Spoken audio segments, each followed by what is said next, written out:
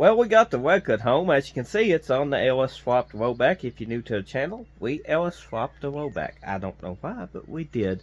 But we got the record home. It made it 20 miles before it broke down. And when I say broke down, the carburetor, it lost all its power. It stopped getting fuel good, and pretty much was just running off the idle socket. So I had to pull it over. My buddy's house was kind of close by, you know, 20 miles or so in. I pulled off and told him I'm going to leave it set and go get the rollback, and that's what we did. And on this video, I'm going to unload it, and we're going to go over some stuff needs done to it, which will be in future videos. And as we go over it, we can maybe troubleshoot what happened, but I think it's going to need a carburetor. First things first, I need to add power steering fluid in this. I got transmission fluid in it because it does got a leak, and I had to go get this and I didn't have none on hand.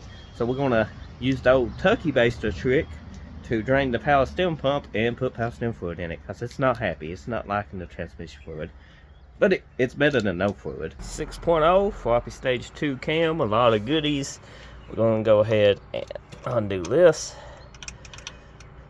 set this to the side, and all you do is take your turkey baster, suck up the power steering fluid, and then put it in a bottle. And I gotta get a bottle. I didn't think it's true. Okay, I'm full. I put my power steering fluid in it. I bought the gallon jug from AutoZone. It's pretty good stuff. It does what we need it to do. So I'm going to cut the wheel and pump the brakes, and hopefully my whine is gone. But sometimes you gotta use what you got on hand. And like I said, ATF transmission fluid additive was better in it than no fluid. And I had to go get the record. I need to keep that stuff on hand. Don't think ahead. No. Need to fix the leak. It's one of them leak sets. You know, it don't happen. It don't leak fast, so you forget about it. So let's go ahead and start this up and breathe this system. I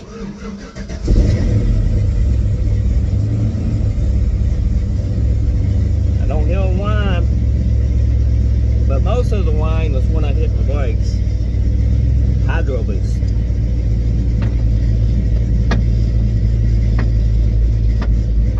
Better, instant. That's good, that's fixed. Then we gotta unload this big truck. Turn the PTO on. I might need to add a tiny bit more while I use my brakes and stuff. It's had air in it.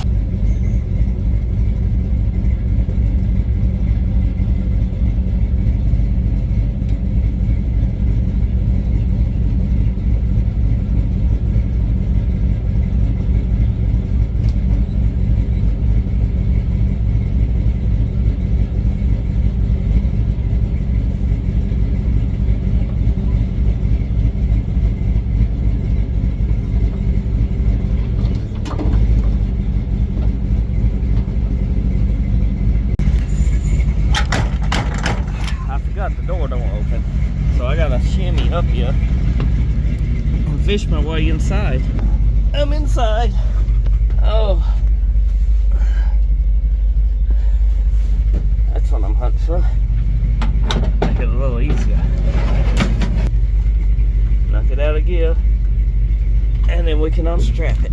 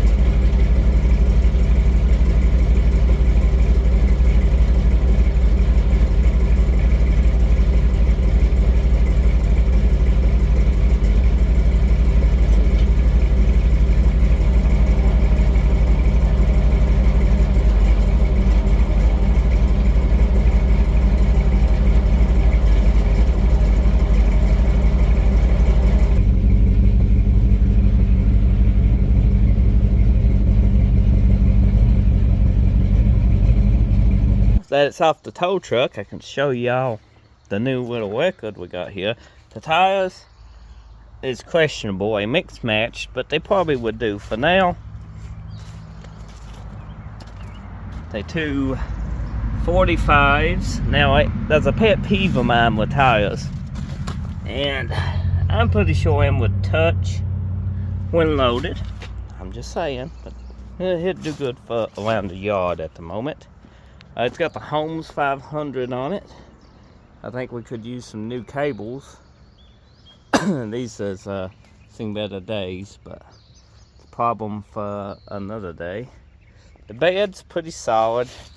It does got some rust right here and here, so we can replate all this, cut this out. This is steel. It's not an issue. The frame is actually pretty solid on this. The cab is questionable. They said they put new floorboards in it, but you can see the new floorboards is I have to buy floorboards. I want to say good floorboards in the fire truck, but I say I have to put some floorboards in it. Probably do walker panels, cab corners, even though it's got them. I don't know what's behind it, so it is what it is. These doors got Mondo. Self-tappers everywhere.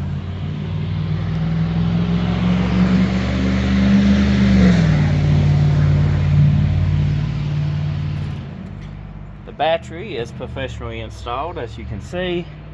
It's got a 350 supposedly. That's what I've been told. I thought it was a 305. I hate running the numbers on the back of the block, and it's hard to see the harmonic bouncer. If it's got a skinny one, it should be a 350.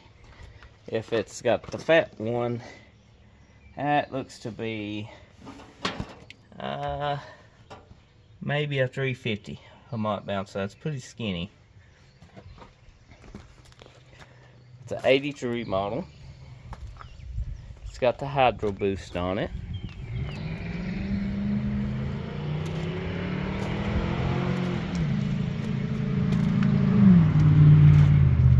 You want to hear it run? Got the door don't open.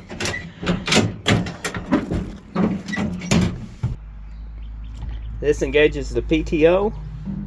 I don't know what this does. Nothing at the moment. Maybe the key has to be on. This is something.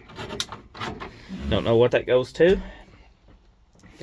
Looks to be about a new shifter knob. That looks pretty. The glove box does not stay closed. I see why. It's missing the top latch, maybe. Maybe it just needs oiled. Pretty solid. So the cab's gonna need work. Go figure. Now, pump it. This carburetor will be on eBay because I think it needs to be built, and I got a holiday to go on it. Oh, it ain't got that bypassed yet. The safety works. I hate that.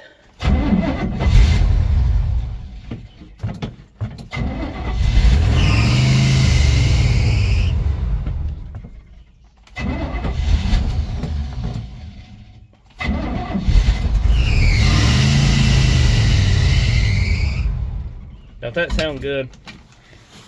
Oh, looked like it was put on it in 1983. There you go. And it's electric choke, of course, wide open.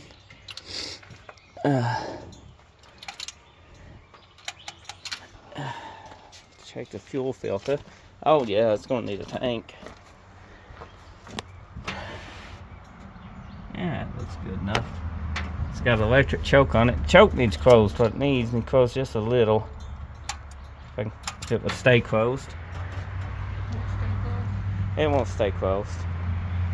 It ain't got a manual choke on it, and man have to clock that spring to make it stay closed. And that's the problem it had making it 20 miles, is as long as I kept the gas semi to the floor and the RPMs up, I could get somewhere. But the carburetor is so bad that it's just about impossible. It's like it's only got the idle circuit, and as soon as you let off the fuel or something, they so clogged that it just stalls out. So in a future video, we'll probably be putting a Holly on this, see if we can get this 350 just to do good enough for now, to move some cars around the yard. And once we get it nicer and stuff, we might take it to some car shows and do, you know, more stuff with it. But right now, it's a good around the shop type truck, you know, and we can move cars around pretty easy. A lot more easier than the rollback, especially if they're missing a wheel end and stuff. Any ideas for this truck? Let me know. I appreciate it. And thank you for watching. I'll see you next time. I got a highway to install future video.